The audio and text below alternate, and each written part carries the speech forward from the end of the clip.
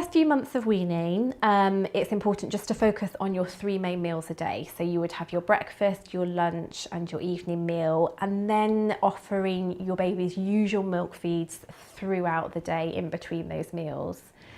As your baby approaches the kind of 10 to 12 month time frame, so we're thinking about kind of what we would call stage 3 of weaning, that's when you can start to introduce maybe 1 or 2 snacks in between the meals as well.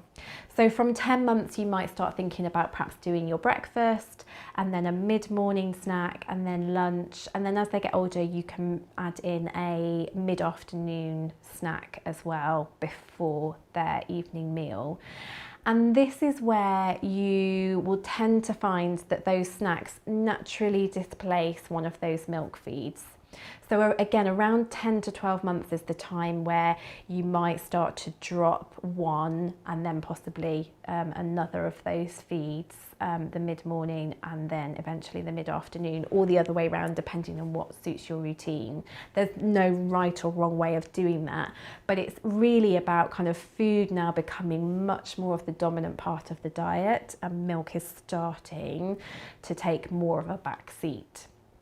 And the key thing with that is, because you are replacing this very nutritious milk, whether it's breast milk or formula milk, is that you are making sure their snacks are equally nutritious. So when we talk about snacks, we want to make sure that they are healthy, that they are balanced, and that you are offering a variety of things.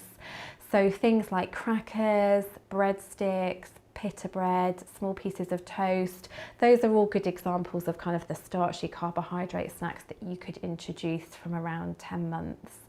Fruits and vegetables make really great snacks as well, so you can include those. And things like cheeses, yogurts from that dairy food group to get a little bit more calcium in there. And particularly if we are starting to think about reducing their milk intake slightly at this point, it's important to make sure that we are giving them plenty of dairy foods to replace that calcium.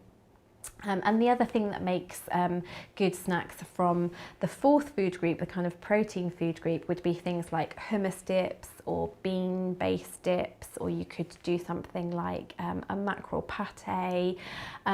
Those kind of foods can be really helpful to introduce as part of your snacks as well, to make sure that you're getting a full balance of the nutrients and plenty of variety in there.